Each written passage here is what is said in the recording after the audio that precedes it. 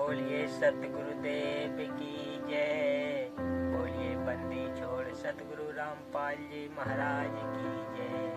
हाँ तो भक्तों, आज मैं आप लोगों के सामने परमात्मा के लिए कुछ भी असंभव नहीं है, यही कथा आप लोगों के सामने प्रस्तुत करने का प्रयास कर रहा हूँ। अभी मजा आएगा ना भिड़ो। एक नगर के बाहर जंगल में दो महात्मा साधना कर रहे थे। एक 40 वर्ष से घर त्याग कर साधना कर रहा था, दूसरा अभी 2 वर्ष से साधना करने लगा था। परमात्मा के दरबार से एक देवदूत प्रतिदिन कुछ समय उन दोनों साधकों के पास व्यतीत करता था। दोनों साधकों के आश्रम गांव के पूर्व तथा पश्चिम में थे।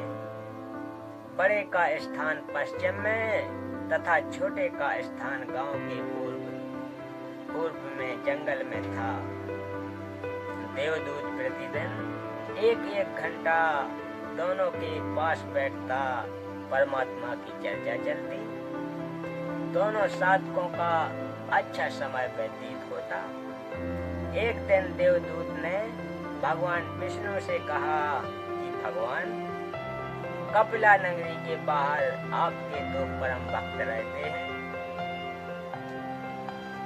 श्री विष्णु जी ने कहा कि एक परम भक्त है, दूसरा तो बनावटी भक्त है।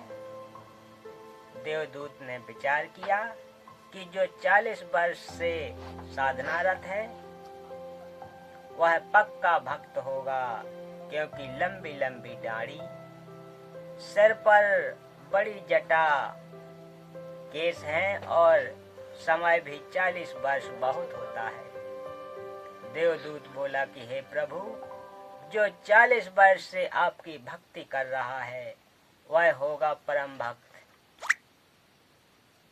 प्रभु ने कहा नहीं, दूसरा जो 2 वर्ष से साधना में लगा है। प्रभु ने कहा कि देवदूत, मेरी बात पर विश्वास नहीं हुआ।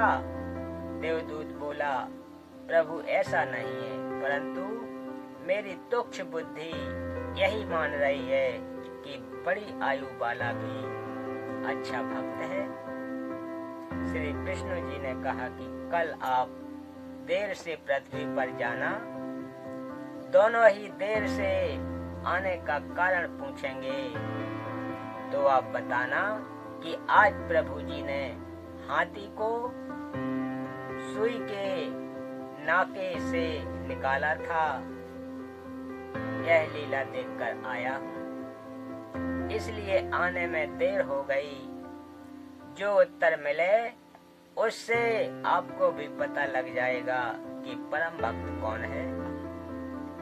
पहले प्रतिदिन देवदूत सुबह 8 बजे के आसपास बड़े के पास जाता था और 10 बजे के आसपास छोटी आयु वाले के पास जाता था। अगले दिन बड़ी आयु वाले के पास दिन के 12 बजे पहुंचा।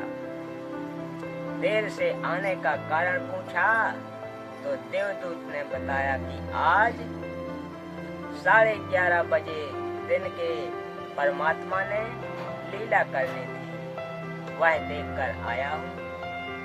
40 वर्ष पहले 40 वर्ष वाले ने पूछा कि क्या लीला की प्रभु ने, बताइएगा।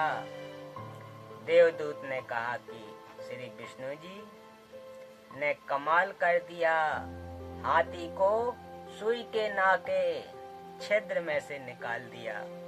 यह सुनकर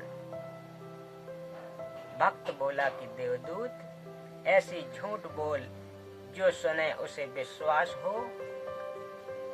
यह कैसे हो सकता है कि हाथी सुई के नाके में से निकल जाए? मेरे सामने निकाल कर दिखाओ। देवदूत समझ गया कि भगवान सत्य ही कह रहे थे।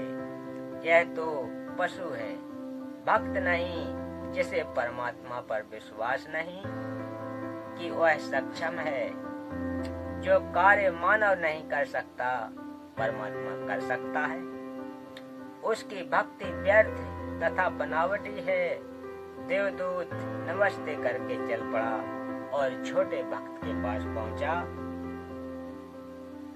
भक्त ने देरी से आने का कारण पूछा तो देवदूत ने संकोच के साथ बताया कि कहीं यह कोई गलत भाषा ना बोल दे। कहा कि भक्त क्या बताऊं, परमात्मा ने अचरज कर दिया, कमाल कर दिया। देखकर आंखें फटी की फटी रह गईं। परमात्मा ने हाथी को सुई के नाके धागे डालने वाले क्षेत्र के अंदर से निकाल दिया। यह सुनकर भक्त बोला कि हे देवदूत जी, इसमें आश्चर्य की कौन सी बात है। परमात्मा निकाल दे पूरी पृथ्वी को सुई के नाके में से, हाथी तो बात ही क्या है।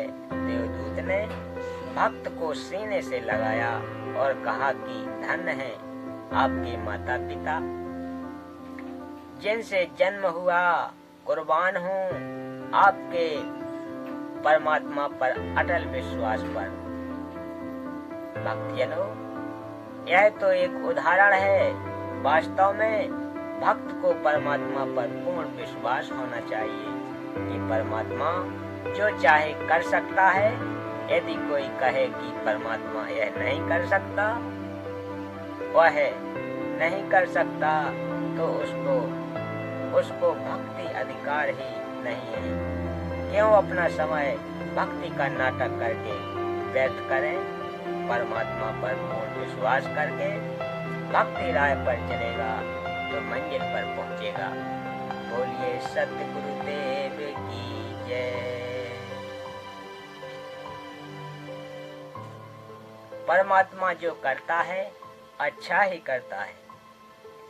दीक्षा लेने के उपरांत भक्त के ऊपर भक्ति की राह में कितना भी कष्ट आए, मन में यही आए कि परमात्मा जो करता है भक्त के भले में ही करता है।